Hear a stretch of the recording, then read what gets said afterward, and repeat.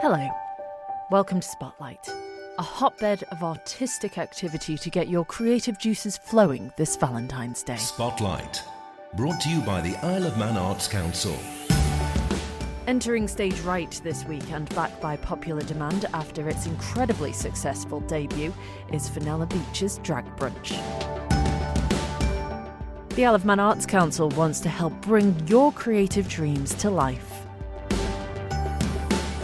And a successful Manx poet marks the 30th anniversary of the death of a queer icon.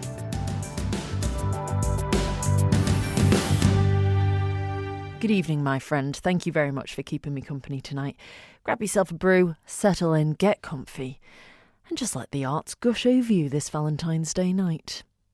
First up, after a roaring success during its Isle of Man debut last month, Drag Brunch is back this weekend by popular demand.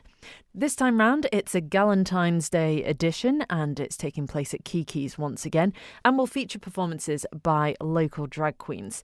It's being hosted by the fabulous Fenella Beach, also known as Owen Atkinson. And this second instalment of Drag Brunch is even more fantastic because this time around it's also acting as a fundraiser for trans people on the Isle of Man. Owen came up to the studio earlier this week and I got to speak to them more about it. So the first drag brunch we did back in January, it's basically a different kind and different format of drag show, right? So I've been doing lots of events, kind of lots of drag and queer events over the past few years, and this is the newest iteration, shall we say? And I do believe, don't quote me on this, probably the Isle of Man's first ever drag brunch was our last one in January, and now we are bringing it back for February because it went splendidly. That's brilliant. And where did you come up with the idea for a drag brunch? So obviously not an original thought of mine completely. It's something that's been happening across. It's a very big thing in the UK at the moment. I think part of it is, drag is great in nightlife, but I do think something about a brunch just allows everyone to be a bit more free. Everyone, it's during the day on a Saturday, so there's not too much pressure to stay up late or anything. People can get drunk if they want to, but they can also be completely sober, and that's totally fine. They'll have a great time. And also so it's going to be hosted at Kiki's, and through their various different venues and guises over the last few years, I've worked with Kiki's a lot, and we like to help each other out, right? And they are so busy in the evenings, so we thought, well, why not bring a show during the daytime, get more people in the venue while it's normally less busy, and it's good for me too because it means that I can take my makeup off and and then go home and have the rest of the afternoon. For someone who hasn't been to a drag brunch before, what does it entail? Right, so a drag brunch it's very similar to your classic drag show, right? Just with it's a bit more of a relaxed atmosphere. So yes, you've got queens like me. I'm Fenella Beach. We have different guests. I say we have different guests every month. This is only the second one, but they have been different guests. We're hoping to do more and bring different people in. So there's me and some other drag performers from the island, and for the first hour we're going round, we're chatting to everyone, we're having fun, we're getting to know people, everyone's settling in. Everyone's got their seats rather than trying to stand up for a show. Everyone's got their seats, everyone's got their tables, and we go around. And then when the performance happens, it's in shorter segments, so people have got time to get up, get drinks, get food, all that, and then kind of bring everybody together around the space. You get to perform around all the different tables, which is kind of fun. Everyone gets a little moment with me and with the others, it's a bit more of a kind of a fun and open performance space, really. And how did you as a performer find that change?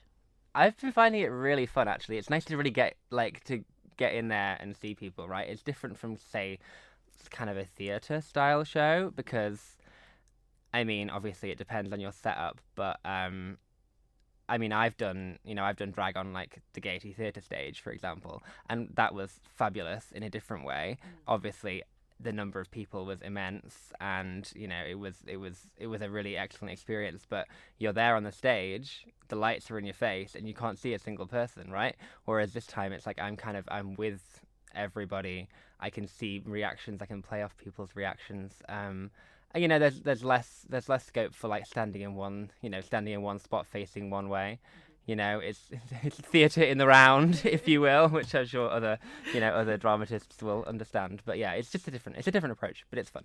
I love that. And when you talk about the performances, what specifically are your performances that will happen throughout the brunch? Of course, yes. I assume that people know, but not if you haven't seen drag before. Yeah, I do lip sync. Last month I had Vida La Fierce. She sings live, and then the rest of it is a mix.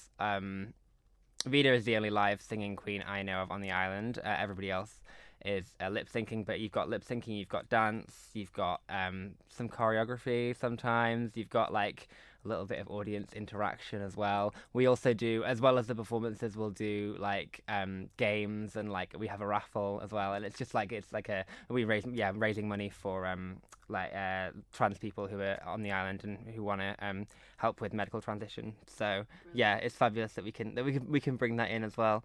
So yeah, it's a mix of lots of different things. Yeah, that's fantastic. And who would you say a drag brunch is for? I would say, okay, so first off, it is 18 plus, because it's a licensed venue, right? So there's alcohol involved if you want there to be alcohol, but yeah, it's 18 plus. But from there, I would say anybody who's up for, like, everyone who's up for a good time, you don't have to have seen drag before. If you have seen drag before, then I encourage you to come, because you can experience it in a different way. And if you haven't seen drag before, I think it's a great introduction, right? Because it's not the pressure of, ooh, where do I stand? Where do I look? How do I act? You're in there amongst people. You're sitting down. You've got your drinks. You've got your food potentially, and you can chat to other people, and you can see when everybody else. When the queens come to the stage and everybody else quietens down, that you've got to follow suit, So I would say it's open to everybody who respects, who wants to experience drag and who respects like this queer art form as well. You don't have to be queer to come, but you have to respect us and want to celebrate us. Yeah, absolutely. And the times that I've been to sort of a drag night or a drag club, I just think the atmosphere, I've never experienced a bad atmosphere. It's always so joyous, and so just everyone supporting everyone, and this real atmosphere of fun, like the humour involved. There's so much wit and like dry humour, whilst also just this really lovely warm vibe, I would say. Yeah, and I totally. think I don't know how people would not want to enjoy that. I don't know how that's not enjoyable to people. Yeah, totally. I think as well, if you're a fan of pop, like campy pop music as well, that obviously helps. We've got some Britney, we've got some Beyonce, all of that gorgeous stuff. That's the kind of music that you'll be hearing. But yeah, it's just gonna be a camp time, and if you're here for the queens, then we're here for you. Excellent, I love that. And do you mind me talking a bit more about the drag scene in general on the island? Yeah, absolutely. How is it? How are you finding the drag scene on the island? Is it moving in a way that you would like it to move?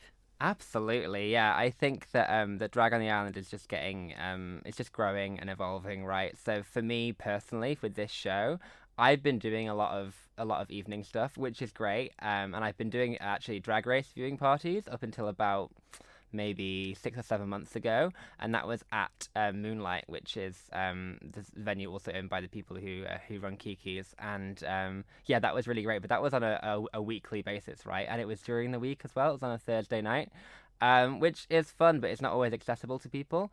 And so now, running these brunches on a Saturday afternoon, I'm just trying to bring drag to more people, and I think that more people are experiencing it, and we're getting out there, different kinds of gigs. It's been nice.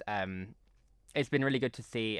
So the Villa Gaiety have been bringing over different queens from Drag Race as well, which obviously is not like the be and all and end all of drag, but it is something. I mean, I ran my events as Drag Race viewing parties, right? It's something that people know and people recognize. And that's bringing more people to see drag. And then I've had the opportunity of performing at some of those events alongside the Queens from Drag Race as well, which has introduced me to more people. Yeah, it's been fabulous. It's been really wonderful. Just back in December, I was with Danny Beard, winner of season 4. Yeah. And it was a really gorgeous show. That was me, Vida, Lafia, Snow the Binary, and Mathia, the 4 of us all together, and that was really wonderful. That's fantastic.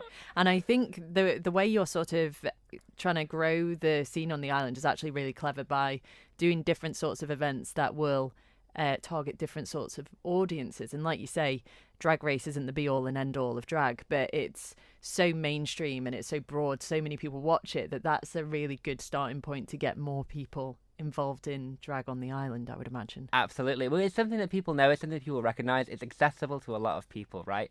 It's on TV, especially now with Drag Race UK, it's on BBC, like everybody can see it if they want to, if they have a TV, which most people do, and it's like, and Drag Race is so it's so mainstream, like you said, and so if you can use that to get people to see what else is out there in the world of drag, then it's a really great gateway. Yeah, absolutely. In terms of looking to the future, in an ideal world, what would the future drag scene on the island look like to you? I think continuing to try bringing drag into different spaces, right? That's what's so fun. I mean, I'm a poet as well, and so I like to mix different elements of like art together. So I bring poetry into drag sometimes. I think mixing disciplines can be really exciting. I want to continue to grow these drag brunches as well. I've got a really great relationship with Kiki's, and like we work so well together, and the space is so wonderful, and the staff just treat me and all of us so well, and we feel very looked after there. So that's really gorgeous. So I think continuing to work with them on the drag brunches and seeing how much drag we can get into different spaces. It's all fabulous. Brilliant, yeah. And would you mind telling me a bit more about? You said you were raising funds through the drag brunch for a really important cause. Do you mind just talking a little bit more about that? Yes. Okay. So that is actually So we've got it coming up for this next brunch, in aid of trans people on the Isle of Man who are looking for help with medical transition, because it's the wait lists are years and years long, and it can be really difficult for trans people to access the medical care that they need, and so a lot of people have to most people have to seek out like private healthcare. So so all of the money will be going towards those people. I think that's really good. Fantastic. Yeah. And just finally, if anyone's listening and they've thought about potentially trying drag themselves, but they don't really know where to start, what advice would you give them? I would say come to a drag show. Absolutely. That's how I started, right? So I started drag when I was not on the island, so when I was across. I was living in Bristol, and I just came to a drag show and saw what it was all about. You know, I think that is the best way to do it. I mean, obviously you can see it online, and you can, and if you're feeling nervous, you can consume online content, but I do feel like seeing it in person is the best way to get a taste of what it's like and what it can be, and how you can get involved. But I would say, if anybody wants to know more about drag, wants to see how it would feel for themselves, I would say talk to me, come to a show, and there's a whole world out there waiting for you. Perfect. And just one last thing, can you give us the details of the event and how people can get tickets? Absolutely, yes. So it's this coming Saturday, the 17th, and it's all the tickets are all over my social media, which is at Fenella Beach, or you can go to kikis.im, and they have all the details on their website. But it should be a fabulous show. Come on down. Owen Atkinson, also known as the fabulous Fenella Beach there. Spotlight, brought to you by the Isle of Man Arts Council. Entering stage left now is Isle of Man Arts Council Engagement Officer Ali DeBecker, who wants to hear from you. Yes, you.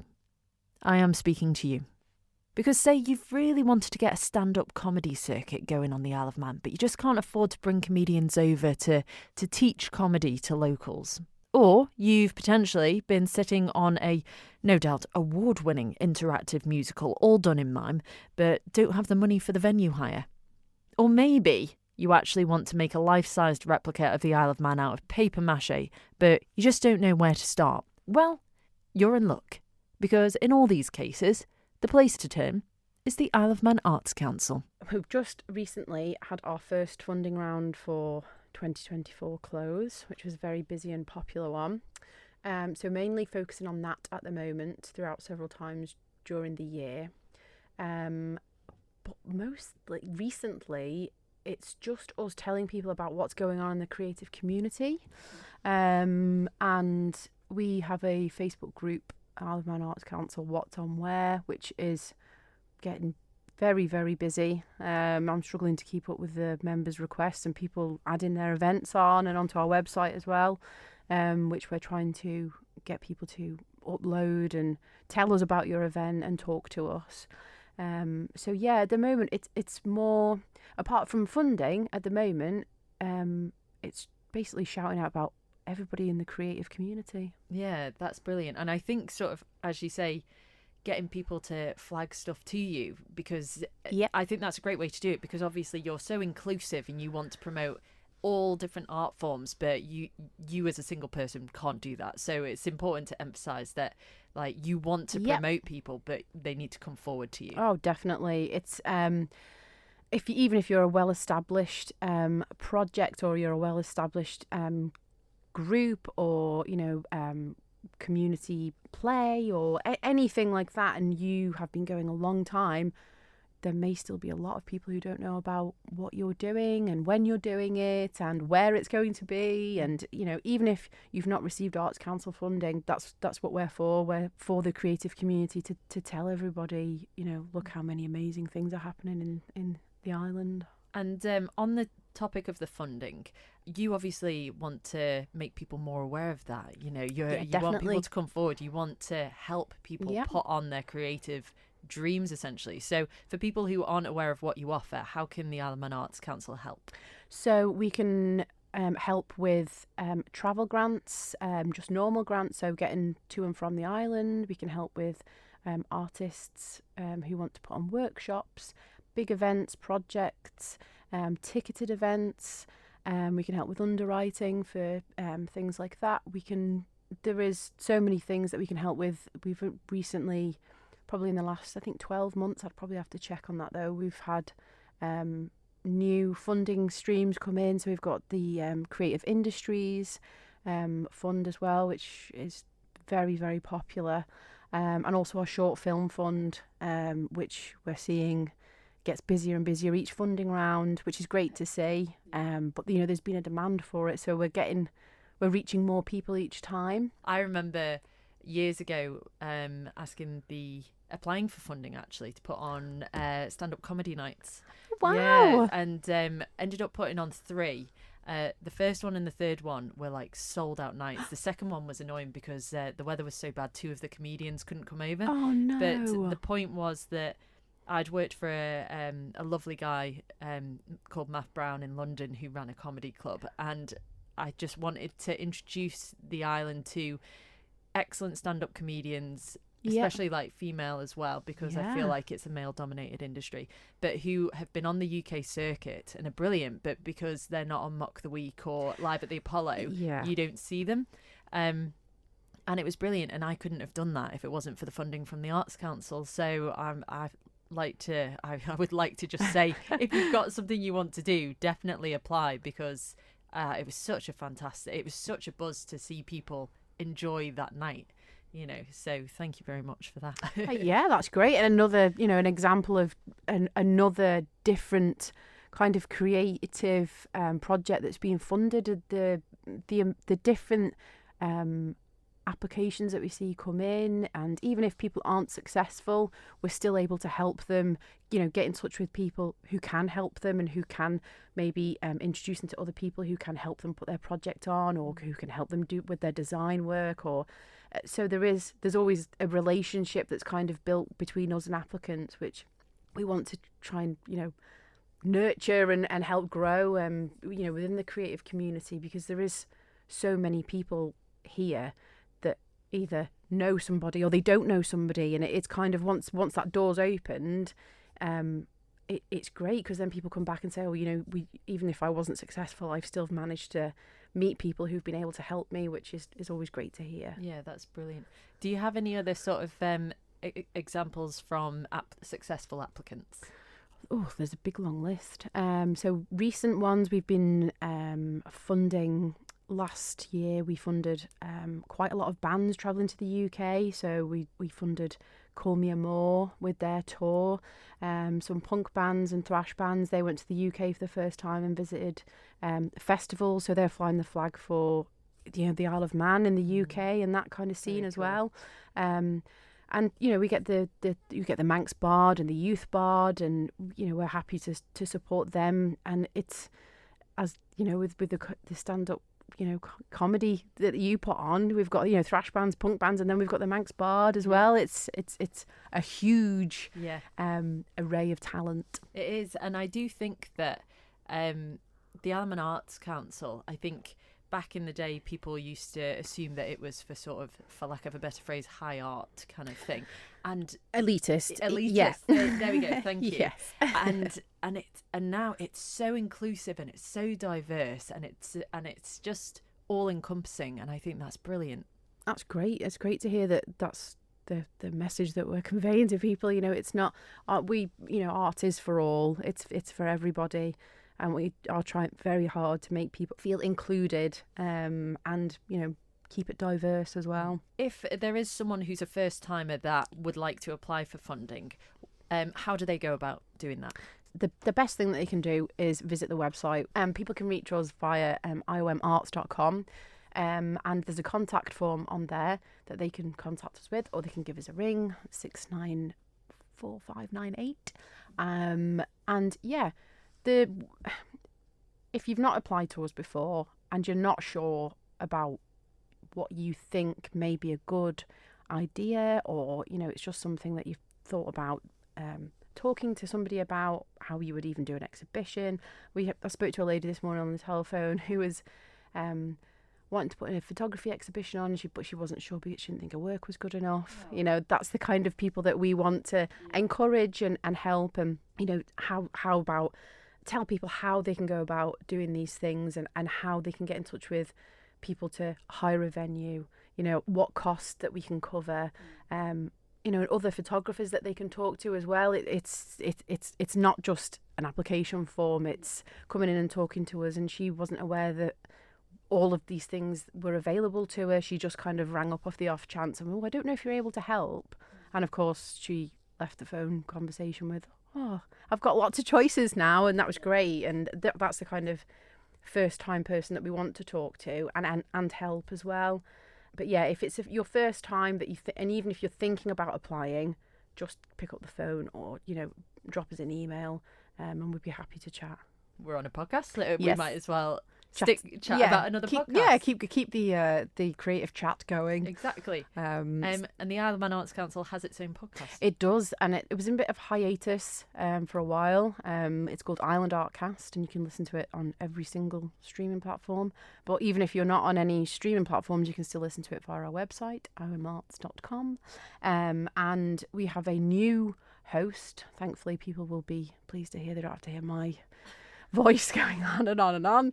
Our new Arts Council graduate intern, Callum Rowe, he's taken over the reins for a while, and he's very keen to talk to people from all art forms. And if you've got any topics you think that need covering, or you want whatever you're into talked about, give us a shout, and especially Callum.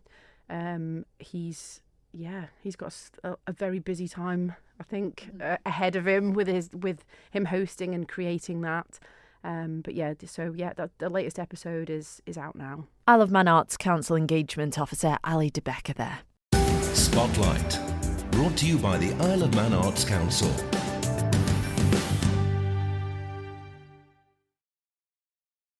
Onto the world of poetry now, and Manx HIV-positive poet Simon Maddrell has created a poetic homage to mark the 30th anniversary of the death of a queer icon.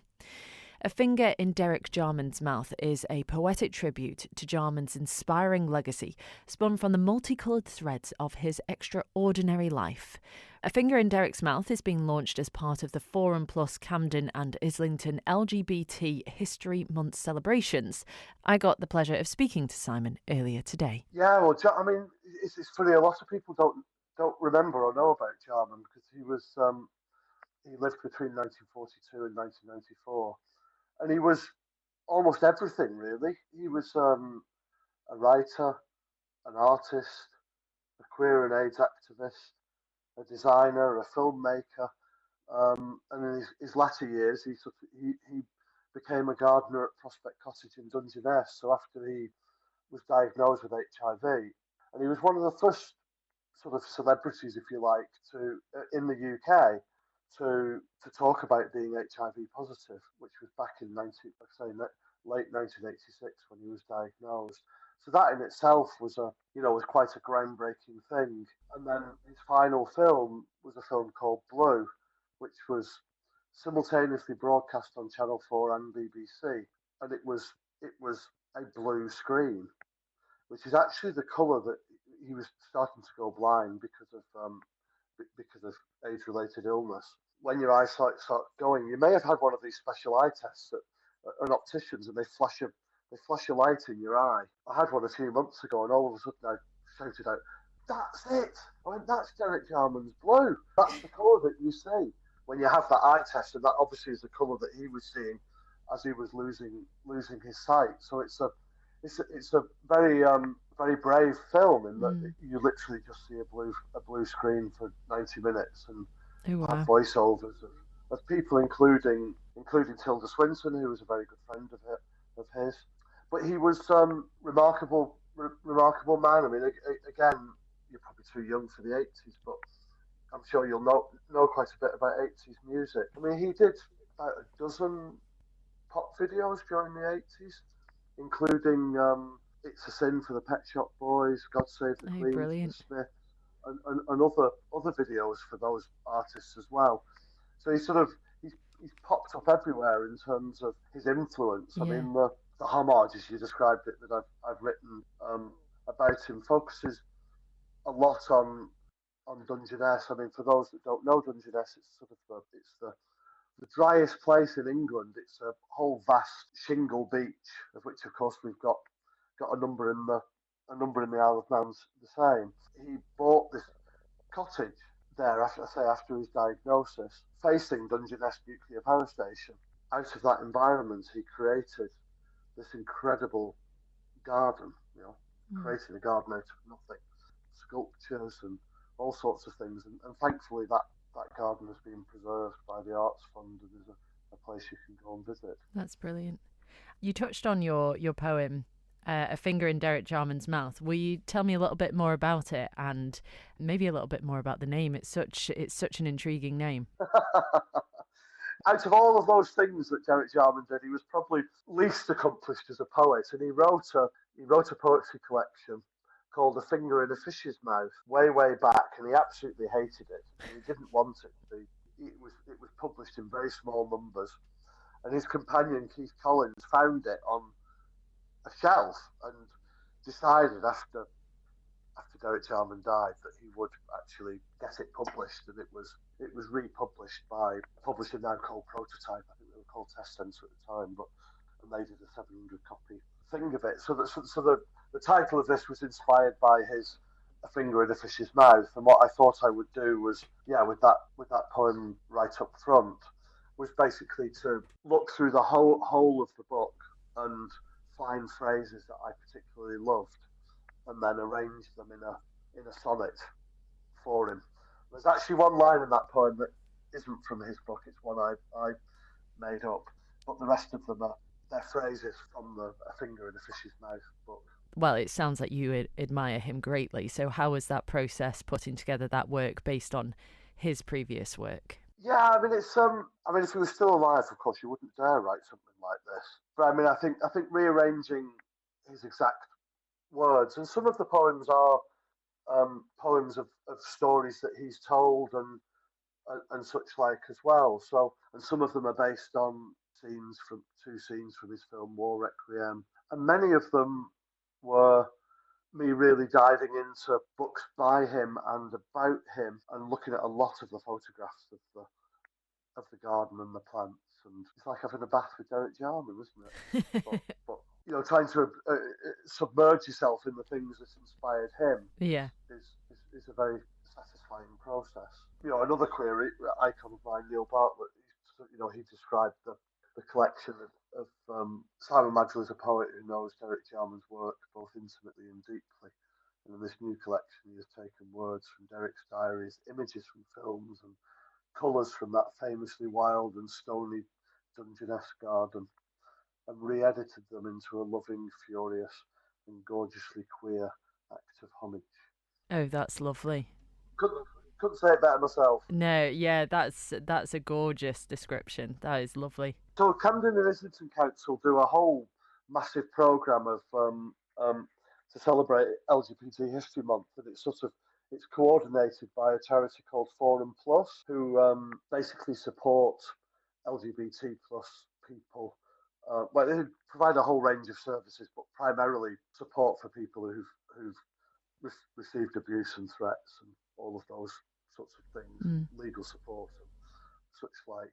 And they've been Forum Plus have been quite a big supporter of my work for some time. So when I approached them about Jarman, and Jarman lived in Camden and Islington for a few years back in the 60s, I think, or 70s. They really loved the idea of wanting to celebrate his life because of his connection to Camden and Islington, and they offered to be the prime official launch of the book.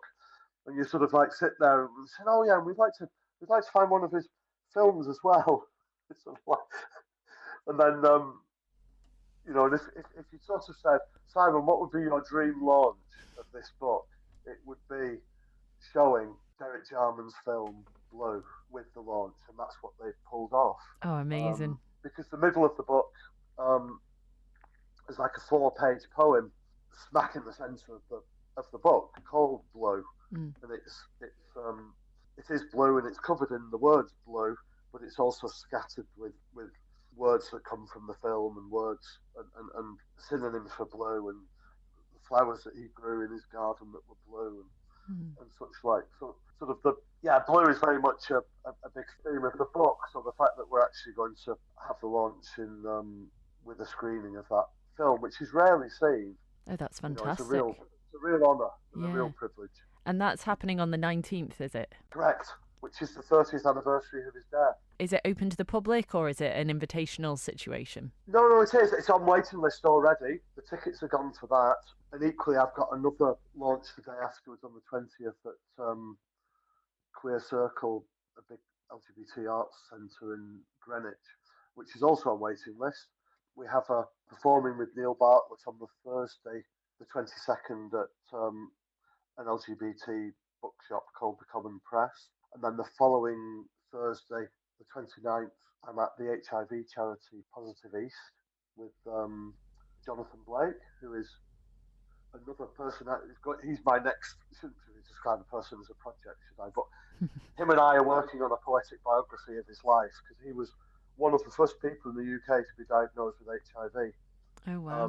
Back in 1982. I don't know if you've ever seen the film Pride, about lesbians and gays support the miners. I haven't, but it's one I've actually wanted to watch for a really long time. It's supposed to be a fantastic film. It's a very good feel-good movie. It's sort of like it's like a queer brassed off, really. That's a good way to describe it, yeah. But the guy played by Dominic West is based on Jonathan Blake. Jonathan was part of, so you can remember that when you watch the film. I will, yeah. Jonathan was one of them. Jonathan is also joining me on the 6th of March in Brighton with another HIV charity called Lunch Positive, and we're doing an event there where Jonathan's going to be reading some of the poems that I've written about him, which will be a very weird experience. Him reading a poem about as though it's him, even though I wrote it, which is going to be quite weird. The final thing on launch, I mean, do have a couple of other in Brighton as well, but for those on the island, there will be an online launch. It will probably be later in March. How can people find you when you do put that up online? What's the best way for people to find it? I'm at Simon Maddrell on Facebook and Instagram and SoundCloud and YouTube. Okay. On the social media channel formerly known as Twitter, I'm at Queer Manx Poet. That's amazing, Simon. I think it's incredible, not only the work that you're producing, but it must feel like such an honour to be producing that work over such amazing people and then collaborating with them and, like you say, having them read the stuff you write about them themselves. It must be a really surreal but really rewarding feeling.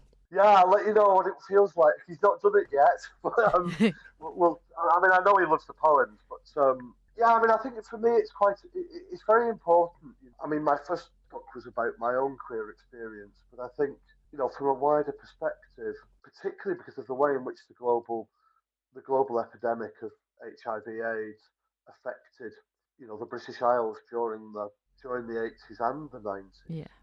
We sort of lost a generation of queer men were decimated. And in many senses, we've lost some of a lot of those threads have been severed, So actually going back and making sure that we can tell some of those stories that might otherwise be lost or aren't told enough, I think I sort of feel a responsibility to do that, which is why in Isle of Sin, I wrote about Dursley McLinden and paid a tribute to him in particular because of how much, even though dying of AIDS-related illnesses himself, he invested so much time in raising money to care for others, and he sadly just missed the boat in terms of access to medicines that could have saved him. Dursley was born 6 months before me in the same hospital, so I think it's important for those stories to live on. Those stories to be told. Absolutely. Yeah, I think it's really important work. Dear Derek Jarman, I too have HIV, but much too late for death, not too early to be saved. I built a garden somewhere, but you did it nowhere. You said my garden's boundaries are the horizon, but you didn't only mean Dungeness when you said there are no walls or fences. You weren't describing our inward journey or casting a shadow across the floor as heaven. After you made those films, you don't know, rivulets ran through my parched grass as if being banned and disliked is a pinnacle after all. You refused to die without the sun rising, without stones threaded and hung in a garden that grew out of nothing, without going quietly, smiling in slow motion, an iceberg dropping from the sky, the ripples still licking shingle in a one-way tide. Queer Manx poet Simon Maddrell there, and that's about it for this week.